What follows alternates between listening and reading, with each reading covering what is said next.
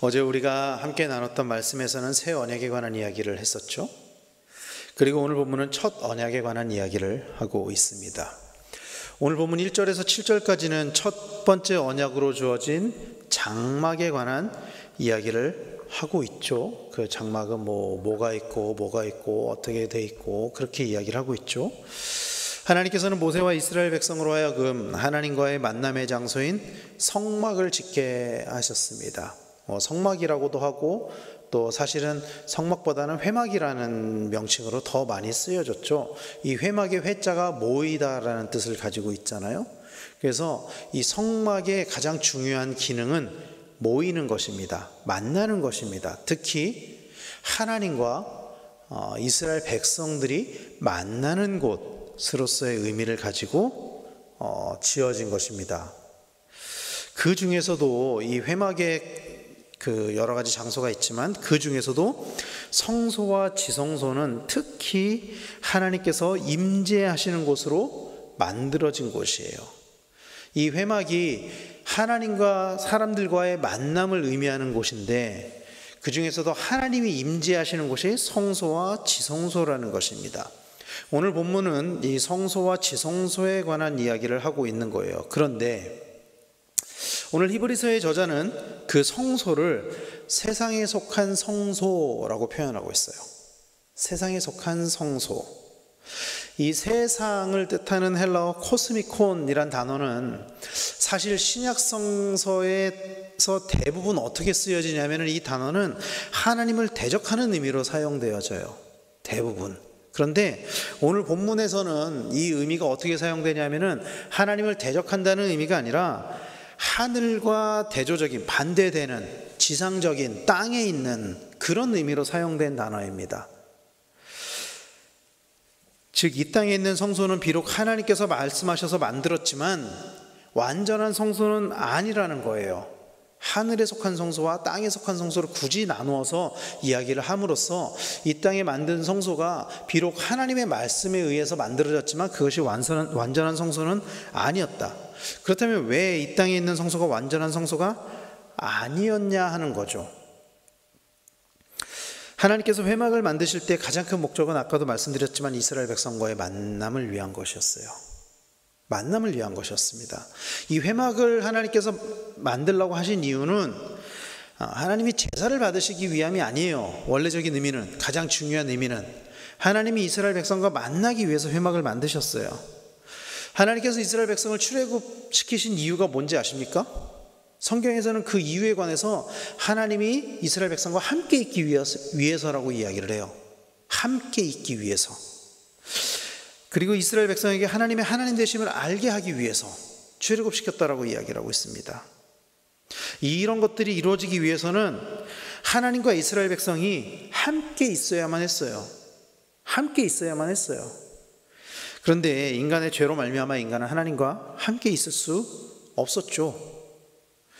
하나님께서 지시하신 대로 만드신 그 지성소에 하나님이 임재하는 곳에도 1년에 한 번 대제사장만 들어갈 수 있었다라는 거예요. 언제나 하나님 앞에 나아가서 하나님을 만나고 하나님과 대화하고 그럴 수 없었다라는 거예요. 하나님께서 회막을 만들게 하셨지만 그럼에도 불구하고 항상 하나님과 인간이 만날 수 있는 것은 아니었다라는 거예요. 1년에 단 한 번 대제사장만 만날 수 있었다라는 것입니다. 하나님을 만난다는 것은 그래서 아주 특별한 의미였고요. 아무에게나 허락된 것은 아니었어요, 사실. 그래서 이 땅에 있는 성소는 완전한 성소라고 할 수가 없습니다. 왜요? 하나님을 언제나 항상 원하는 때 만날 수 없었기 때문입니다. 성소, 회막이 만들어진 이유는 하나님과 인간들이 만나게 하기 위함인데 항상 만날 수 없었기 때문에 완전하지 못했다라는 거예요, 이 회막이. 그리고 히브리서의 저자는 앞부분의 말씀을 언급한 이유를 이 땅에 완전하지 못한 그 성소를, 회막을 언급한 이유를 이렇게 이야기를 하고 있는 거예요. 8절 말씀에 우리말 성경으로는 이렇게 번역합니다. 이것을 통해 성령께서는 첫 번째 장막이 서 있을 동안에는 지성소로 들어가는 길이 아직 열리지 않은 사실을 보여주십니다. 첫 언약을 통해 성령님께서 첫 번째 장막이 서 있는 동안에 지성소로 들어가는 길이 아직 열리지 않았다라고 이야기를 하고 있는 거예요. 아직 열리지 않았다. 그때도 그렇고요. 지금도 그렇고 이스라엘 백성들은 여전히 하나님께 제사를 드립니다. 지금도 여전히 하나님께 제사를 드려요. 그리고 그 제사의 과정을 통해 대제사장이 지성소로 들어가서 백성들의 죄사함을 받았습니다. 그러나 성경은 그 길이 열리지 않았다라고 이야기를 하고 있어요. 죄사함을 받았다면 사실은 죄사함을 받았다면 지성소로 언제나 들어갈 수 있어야 되거든요. 왜냐하면 지성소에 들어갈 수 없었던 이유는 인간의 죄 때문이었어요. 죄가 없는 인간이 완전하신 하나님, 죄 없으신 하나님, 거룩하신 하나님을 직접 대면할 수 없었기 때문에 언제나 들어갈 수 없었던 거거든요. 항상 들어갈 수 없었던 거거든요. 만약에 인간에게 죄가 없었다면, 인간이 거룩했다면 하나님처럼, 그렇다면 지성소에 날마다 들어갈 수 있었을 것입니다. 마음대로 들어갈 수 있었을 것입니다. 그러나 인간이 죄 때문에, 그 죄 때문에 지성소로 함부로 들어갈 수 없었던 것이죠. 그래서 성경에서는 그 길이 열리지 않았다라고 이야기를 하고 있는 거예요. 이것이 옛 언약의 성막이 주는 의미입니다. 옛 언약의 성막이 주는 의미는 새 언약이신 그리스도께서 오셔서 온전한 구원 사역을 이루시기 전까지는 특별한 과정을 통하지 않고서는, 그 대속죄일에 대제사장이 했었던 그 과정을 통하지 않고서는 지성소로 들어갈 수 없다라는 것입니다. 그러나 새 언약이신 예수님으로 인해 오늘 본문에서는 지성소로 들어갈 수 있다라고 이야기를 하고 있는 것입니다. 그래서 옛 언약에 따른 제사와 예물은 하나님과 우리 사이를 완전하게 연결할 수 없습니다. 오늘 보면 9절은 이렇게 이야기합니다. 우리말 성경으로, 이 장막은 현 세대를 위한 비유입니다. 이에 따라 드려진 예물과 제물은 제사하는 사람의 양심을 온전하게 할 수 없습니다. 이에 따라 드려진 예물과 제물은 구약의 율법에 따라 드려진 예물과 제물을 뜻하는 것이죠.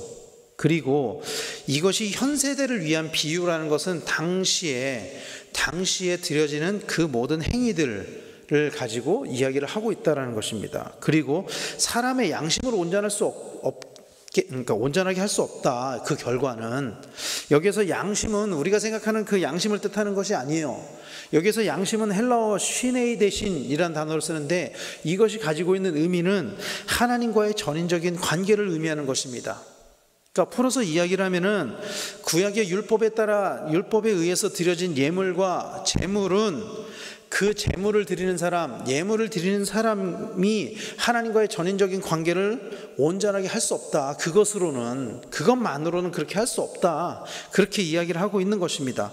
눈으로 보이는 예배와 헌금이, 오늘날로 이야기를 한다면 눈으로 보여지는 예배와 헌금이 하나님과의 전인적인 관계를 보장해 주는 것은 아니라는 것입니다. 많은 그리스도인들이 여전히 행위에 의해서 신앙생활을 하는 모습을 보게 됩니다. 내가 하는 헌금과 봉사, 내가 하나님한테 이만큼 했는데, 내가 하나님한테 이만큼 바쳤는데, 이런 것들이 하나님 나라로 인도할 것이라는 일종의 자기 합리화를 할 때가 있어요. 내가 이만큼 하니까 나한테는 당연히 이게 보장돼 있을 거야. 나한테 당연히 하나님이 이렇게 해주셔야지. 내가 하나님한테 이만큼 했는데. 그러나 성경은 하나님과의 관계는 눈으로 보여지는 것으로 이루어지는 것이 아니라고 이야기를 하고 있다는 거예요. 눈으로 보여지는 것으로 하나님과의 관계가 우리에게 이루어지지 않는다는 것입니다. 그래서 로마서 3장 28절은 이렇게 이야기합니다.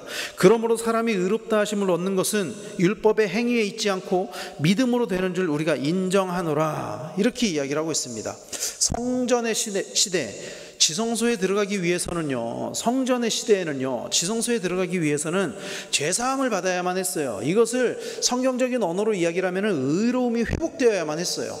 의로움을 얻어야만 했다고요. 그 의로움은 당시에는 율법의 행위로 가능하다고 여겨졌습니다. 신명기에서도 그렇게 사실 이야기를 하고 있어요. 율법을 다 지키면 의롭게 될 수 있다. 근데 여러분, 율법을 다 지킬 수 있습니까? 누가 율법을 다 지킬 수 있겠습니까? 그 율법들을. 그리고 오늘날에도요, 사실은 기독교에서는 그거를 인정하지 않지만, 개신교에서는 인정하지 않지만, 사실은 천주교에서는 여전히 그런 행위로서 구원을 받는 그런 일부 그런 것들을 인정하는 신학을 가지고 있기도 하죠. 사실은 예식이나 의식을 통해서 죄사함을 받고 의롭게 된다는 것은 여러분 성경적인 가치관이 아닙니다. 성경은 그렇게 이야기하고 있지 않습니다. 성경은 우리의 행위로 구원을 받을 수 있다라고 이야기하지 않아요. 너무나 명백하게 이야기를 하고 있습니다. 우리의 행위로 구원을 받을 수 없다고 이야기합니다. 성경은 행위로 의로움을 얻을 수 없고 다만 오직 믿음으로 의롭게 된다라고 이야기하고 있다는 것을 믿으시길 바랍니다. 여러분, 우리의 예배도 마찬가지입니다. 우리가 드리는 예배의 행위로 인해서 우리에게 구원이 주어지는 것이 아닙니다. 동의하십니까? 이게 사실 참 동의하기 어려운 부분인데요, 우리가 예배를 드린다고 해서 다 구원을 받는 것은 아니라는 뜻이에요. 예배의 자리에 나와 있다고 해서 우리가 다 의롭게 될 수 있는 것은 아니라는 것입니다. 성경이 그렇게 이야기를 하고 있어요. 안타깝게도 예수님께서는 온전한 예배를 이렇게 말씀하셨어요. 요한복음 4장 23절에 이렇게 이야기합니다. 아버지께 참되게 예배하는 자들은 영과 진리로 예배할 때가 오나니 곧 이때라. 아버지께서는 자기에게 이렇게 예배하는 자들을 찾으시느니라. 참된 예배는 영과 진리로 드리는 예배인 줄로 믿으시길 바랍니다. 그렇게 이야기를 하고 있어요. 그런데 많은 그리스도인들이 안타깝게도, 어쩌면 우리도 그럴지도 몰라요, 보여지는 예배의 형식, 또 보여지는 부분, 이런 것들에 초점을 맞출 때가 참 많다라는 거예요. 우리 또한 하나님께서는 우리의 중심을 보시는데 우리는 보여지는 모습을 볼 때가 있다라는 거예요. 제가 예전에 한 10여 년 전에 사역했던 어떤 교회에서 이런 일이 있었어요. 제가 부임한 그 주에 있었던 일이에요. 그 주에 이렇게 예배를 드리는데, 저는 그 예배 처음 드려보니까 그 교회에서는 이 교회는 어떻게 예배를 드리는지 이렇게 관찰을 하면서 예배를 드리고 있었어요. 근데 그날 헌금 특송이 있더라고요.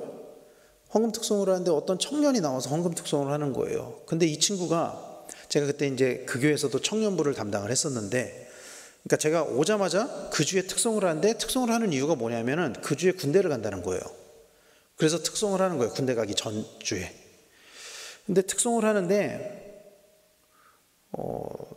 노래를 참 못해요. 제가 들어도 너무 못해요. 그리고 이 친구가 조금 이렇게 마음이 아픈 친구였어요. 네. 그러니까 다른 사람들과 똑같지는 않았어요. 그런 정서적인 상태나 이런 것들이. 근데 그래서 찬양도 무슨 찬양을 불렀냐면 아마 제 기억에 실로암을 불렀었던 것 같아요. 그날 정말 못했어요. 근데 저한테는 그게 참 큰 은혜가 되더라고요. 그런데 그러고 나서 어떤 피드백이 저한테 왔냐면은 앞으로 그 청년 특송시키지 말라고. 그렇게 노래를 못하는데 예배 때 어떻게 특송을 할 수 있냐. 저는 이런 얘기도 들어봤어요. 제가 찬양 인도를 하는데 찬양팀에 정말 열심히 하는 자매가 있었는데, 이 자매가 좀 외모가 이렇게 좀 뚱뚱하고 막 이랬어요. 세우지 말라고, 보기 좋지 않다고. 이게 도대체 예배의 가치가 맞느냐는 거예요. 이런 것들이, 보이는 것에 집중하는 게 하나님이 도대체 뭘 받으시는지에 관해서 많은 사람들이 오해를 하고 있다는 거예요. 하나님께서는 겉으로 보여지는 예배를 받으시는 것이 아닌데, 때로 우리들은 하나님 앞에 중심보다 보여지는 모습에 치중하는 것은 아닌지 우리 스스로도 돌아봐야 한다라는 거예요. 그래서 저는 지난번에도 한번 말씀을 살짝 드렸었지만, 이렇게 예배를 드릴 때 이제 우리는 성가대가 매번 찬양을 하잖아요. 저는 죄송합니다. 다른 성가대도 다 정말 너무 좋고 너무 은혜를 받는데, 저는 이렇게 노을 성가대, 전에 있던 교회에서도 어르신들이 성가대 하는 게 너무 은혜가 되는 거예요. 이게 잘하고 못하고의 문제가 아니라 그 안에서 나오는 그 영적인 아우라, 확 올 때 그때 은혜가 너무 되는 거예요. 하나님께서는 중심을 받으십니다, 여러분. 근데 우리는 딱 예배를 보면서 저 왜 저래, 저 틀렸어, 저거 잘 못하는데? 이게 중요한 게 아니라는 거예요. 찬양 좀 틀려도 괜찮아요. 하나님 예배 받으십니다.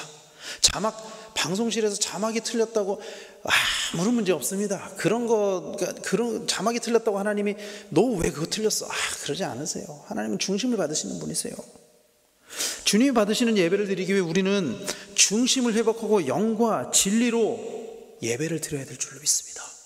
영과 진리로. 그런 예배야말로 주님이 받으시는 예배라는 거예요. 우리의 삶의 가치관이 그래야 된다라는 거예요. 우리의 행위로서 구원을 받는 것이 아니라 성경에 나와 있는 믿음으로 구원을 받는 것이 우리에게 일상이 되어야만 한다는 거예요. 물론 예배를 위해서 잘 준비하는 것, 열심히 준비하는 것 너무 중요하죠. 잘하면 너무 좋죠. 사람들 보기에도 너무 좋고. 그러나 못하는데, 겉으로 보기엔 못하는데 너무 열심히 준비한 것들이 보이는 때가 있어요. 하나님은 그 중심을 받으신다라는 거예요. 우리들의 마음의 중심을. 이런 것들이 새 언약이신 예수님으로 인해 우리에게 가능하게 되었다는 것을 믿으시기를 바랍니다. 예수님께서 이 땅에 오시기 전까지는 이 땅의 성전으로 인해 의롭다 하심을 얻는다고 여겨졌었어요. 그러나 예수님께서 이 땅에 오셔서 우리를 위해 죽으심으로 우리가 지성소로 들어갈 수 있게 되었다. 성경은 그렇게 이야기를 하고 있습니다. 우리가 잘 알고 있는 것처럼 예수님께서 십자가에서 죽으실 때 성소의 휘장이 갈라졌었죠. 그래서 지성소가 완전히 드러나게 되었잖아요. 그것이 이것을 상징하는 것입니다. 그리고 히브리서 10장 19절 말씀은 이후에 제가 또 말씀을 나누겠지만 예수의 피를 힘입어 성소에 들어갈 담력을 얻었다, 그렇게 이야기를 하고 있어요. 근데 여러분, 이 예수의 피를 힘입어 성소에 들어갈 담력을 얻었다는 이 말씀이 다른 번역에서는 참 재밌게 이야기를 해요. 공동 번역은 이렇게 이야기를 합니다. 그러므로 형제 여러분, 예수께서 피를 흘리심으로 우리는 마음 놓고 지성소에 들어가게 되었습니다. 마음 놓고 지성소에 들어가게 되었대요. 예수님의 피가 없었다면 지성소에 우리는 마음 놓고 들어갈 수가 없었어요. 왜? 들어가면 죽으니까. 그리고 현대인의 성경으로는 이렇게 번역을 해요. 형제 여러분, 그러므로 우리는 예수님의 피로 떳떳하게 지성소에 들어갈 수 있게 되었습니다. 떳떳하게 들어갈 수 있게 되었대요. 예수의 피로. 사랑하는 성도 여러분, 예수의 피가 없었다면 우리는 여전히 죄 가운데 살아가고 있었을 것입니다. 예수의 피가 없었다면 우리는 여전히 죽음 가운데 살아가고 있었을 것입니다. 에베소서에서는 우리를 이렇게 표현해요. 죽었던 너희를 살리셨도다. 죽었던 너희를 살리셨도다. 예수의 피가 없었다면 죽을 수밖에 없었던이 아니라 죽었던 너희를 살리셨도다. 죽은 자의 삶을 살아가고 있었을 것입니다. 그러나 예수의 피로 우리는 구원을 얻고 살 길을 얻었다라는 것을 믿으시기를 축원합니다. 그 예수 그리스도의 보혈의 은혜가 오늘도 우리 가운데 가득하게 되기를 축원합니다. 예수님의 보혈의 은혜로 말미암아 우리는 새 언약을 받았습니다. 그리고 그 새 언약으로 말미암아 우리는 날마다 하나님을 만나고 날마다 하나님과 대면하고 날마다 하나님과 교제할 수 있게 되었습니다. 그리고 그 하나님의 은혜로 말미암아 오늘도 살 힘을 얻고 세상 가운데서 승리하시는 우리 성도님들이 다 되시기를 축원합니다. 눈에 보여지는 모습이 아니라 우리의 중심을 하나님께 드리는 마음으로, 그런 모습으로, 그런 신앙생활을 함으로 말미암아 날마다 이 땅에서의 그 모든 상황과 환경 속에서 믿음을 지키고 그 믿음 안에서 날마다 승리하시는 우리 성도님들 다 되시기를 예수님의 이름으로 간절히 축원합니다. 기도하겠습니다.